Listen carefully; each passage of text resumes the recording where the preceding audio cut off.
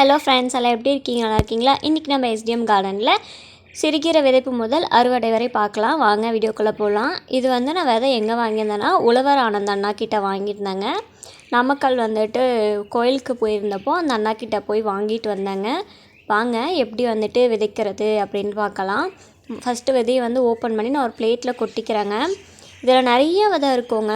இப்போ நீங்கள் இது சாம்பலில் நான் கலந்து போடுறேங்க. எதுக்காக நான் சாம்பலில் கலந்து போடுறேன்னா, எறும்பு நம்ம விதை போட்டோம்னா அது தூக்கி தூக்கி போயிருங்க. அங்கங்கே முளைக்கும், முளைக்காமல் இருக்கும், இல்லைன்னா ஒரே இடத்துல முளைச்சிரும்.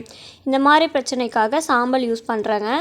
நீங்கள் சாம்பலும் யூஸ் பண்ணலாம், இல்லைன்னா உங்கள் தோட்டத்து மண்ணை எடுத்து அதில் விதையை கலந்து தூவி விடலாங்க. அப்படி பண்ணுறதுனால விதை ஒரே இடத்துல குட்டானாக முளைக்காமல் தனித்தனியாக பரவலாக முளைக்குங்க. நீங்கள் ட்ரை பண்ணி பாருங்கள். கீரை விதை எல்லாத்துக்கும் இது தாங்க மெத்தட். இப்படி தான் முளைக்க போடணும். நீங்கள் சும்மா போடுறதுக்கும் இப்படி போடுறதுக்கும் ட்ரை பண்ணி பாருங்கள். ரிசல்ட் நல்லாவே கிடைக்கும். நான் இந்த மாதிரி சாம்பலில் கலந்து விட்டு ஃபுல்லாக ஸ்ப்ரெட் பண்ணி விட்றேங்க. அங்கங்கே அப்படி தாங்க முளைக்கிற மாதிரி இருக்கும். நல்லாவே முளைப்புத்திறன் நல்லா இருக்குங்க. குட்டானா ஒரு இடத்துல செடி முளைச்சதுன்னா ஒன்று முளைப்புத்திறன் நல்லாயிருக்கும், ஒன்று முளைப்புத்திறன் நல்லா இருக்காது. அந்த மாதிரி தான் இருக்குங்க. இப்படி போடப்போ அங்கங்கே முளைக்கிறதுனால அதுக்கான இடைவெளி இருந்து நல்லா செடி முளைச்சி வருங்க. ட்ரை பண்ணி பாருங்கள். இப்போ இந்த விதையை ஃபுல்லாக ஸ்ப்ரெட் பண்ணி விட்டாச்சுங்க. இப்போ இன்னுமே அந்த தட்டில் லைட்டாக இருக்குது. சரியா அப்படின்ட்டு மண் எடுத்து போட்டுட்டேன். இன்னும் கொஞ்சம் விதை அதில் போட்டுடலாங்க. நான் உங்களுக்கு இந்த மெத்தடும் பண்ணி காட்டுறேன். இங்கே பாருங்கள், இன்னும் கொஞ்சம் நான் விதை எடுத்திருக்கேன். அதே மண்ணில் எப்படி வருதுன்னு பார்க்கலாம். இங்கே பாருங்கள், விதை இப்படி தான் இருக்கும். குட்டி குட்டியாக கடுகு மாதிரி இருக்குங்க. பார்க்கவே செம்ம க்யூட்டாக இருக்குங்க. எனக்கு விதை ரொம்ப பிடிக்குங்க. கீரை விதை போடுறதுக்கு ரொம்ப பிடிக்கும். அது விதை குட்டி குட்டியாக அழகாக இருக்குங்க பார்க்குறதுக்கே. இப்போ இது ஃபுல்லாக மிக்ஸ் பண்ணிக்கலாம். இப்போ இதில் விதை எங்கே இருக்குது, மண் எங்கே இருக்குன்னே நீங்கள் தேடுற அளவுக்கு தான் இருக்கும். அப்படி தான் இருக்கும். அதனால உங்களுக்கு கரெக்டாக ஸ்ப்ரெட் ஆகுங்க. ஒரே இடத்துல வராமல் நல்லா ஸ்ப்ரெட் ஆகி முளைச்சி வரும். நல்லா தூவி விட்டுக்கோங்க. இல்லை அப்படின்னா நீங்கள் க்ரோ பேக்லலாம் வைக்கிறீங்கன்னா, நான் வெந்தயக்கீரைக்கு சொல்லியிருப்பேன், இந்த மாதிரி கோடு போட்டு விடுங்க அப்படின்னு. அந்த மாதிரியும் ட்ரை பண்ணலாம். அவ்வளோதாங்க. இது ஃபுல்லாக நான் மிக்ஸ் பண்ணி விட்டுறேன். நீங்கள் இதுக்கு ஏதாவது குச்சி இல்லைனா அந்த மாதிரி வச்சு கூட நீங்கள் அதை கிளறி விட்டுக்கலாம். நான் கையிலே பண்ணி அது பழகிருச்சிங்க. அதனால் அப்படியே கையில் ஃபுல்லாக ஸ்ப்ரெட் பண்ணி விட்டுட்டேன். அதுக்கப்புறம் தண்ணி ஊற்றிடலாம். முக்கியமான விஷயம், செடி முளைச்சி ஒரு அடி வர வரையுமே நீங்கள் செடிக்கு தண்ணி தொளிச்சு தாங்க விடணும். தண்ணி ஊற்றி விட்டுறாதீங்க. நல்லா தண்ணி தொளிச்சு விடுங்க.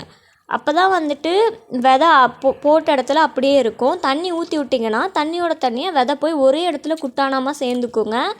அதே 1 இன்ச் முளைச்சதுக்கப்புறம் நீங்கள் தண்ணி ஊற்றி விட்டால் கரெக்டாக இருக்கும். இப்போ ஒரு 4 இலை தான் வந்திருக்கு அப்படிங்கிற டைமில், ஒரு 2 இலை 3 இலை தான் இருக்குங்கிற டைமில் நீங்கள் தண்ணி ஊற்றி விட்டிங்கன்னா அப்படியே செடி சாஞ்சிருங்க. செடி அந்த அளவுக்கு முளைச்சிடும். சாஞ்சிருச்சுன்னா அழுகி போயிடும், செடி முளைச்சி வராது. இங்கே பாருங்கள், எல்லாம் இப்போ தான் குட்டி குட்டியாக முளைச்சி வந்திருக்கு. இது கரெக்டாக ஒரு 10 டேஸ்க்கு அப்புறங்க, 10 டேஸ் இருக்குங்க. ஒரு 10 டேஸ்க்கு அப்புறம் நான் எடுத்தேன். நல்லாவே முளைச்சி வந்திருக்கு. ஏன் இவ்வளோ நாள்னால் எனக்கு மழை பெஞ்சு எல்லாம் பாதி விதை வேஸ்ட்டாக போயிடுச்சுங்க. விதை போட்டு விட்டுட்டு வந்தேன். அடுத்த நாளே மழை பெய்ய ஆரம்பிச்சிருச்சுங்க. அதனால பாதி விதை வேஸ்ட்டாக போயிடுச்சு.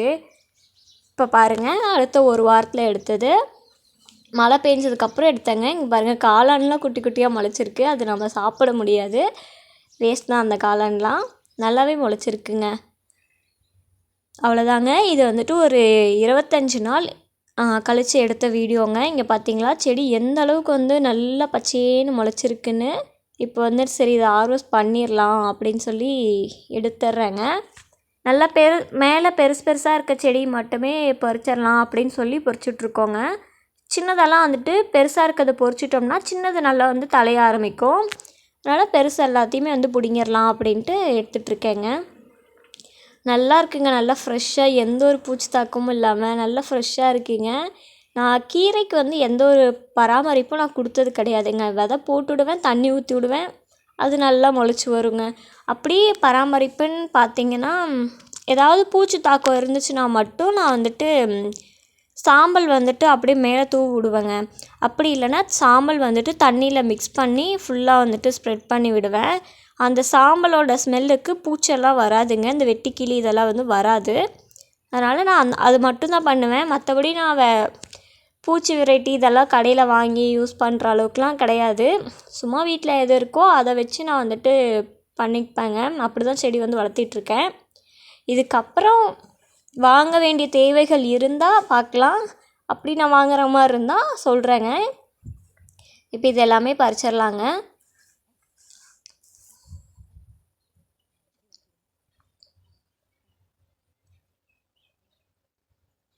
அவ்வளோதாங்க, பறிச்சாச்சு. இங்கே பார்த்தீங்களா எவ்வளோ ஃப்ரெஷ்ஷாக ஒரு கட்டு கீரை வந்து நம்மளுக்கு கிடச்சிருக்குங்க. நல்லா இருக்குங்க, பார்க்கவே செம்ம அழகாக இருக்குது. இதை சமைச்சி சாப்பிடணும். நல்லா இளங்கீரையாக இருக்குது, ரொம்பவும் முத்தலை, நல்லாவே இருக்குங்க. அவ்வளோதான் ஃப்ரெண்ட்ஸ், தேங்க்யூ. இந்த வீடியோ உங்களுக்கு பிடிச்சிருந்தா லைக் அண்ட் சப்ஸ்கிரைப் பண்ணிக்கோங்க.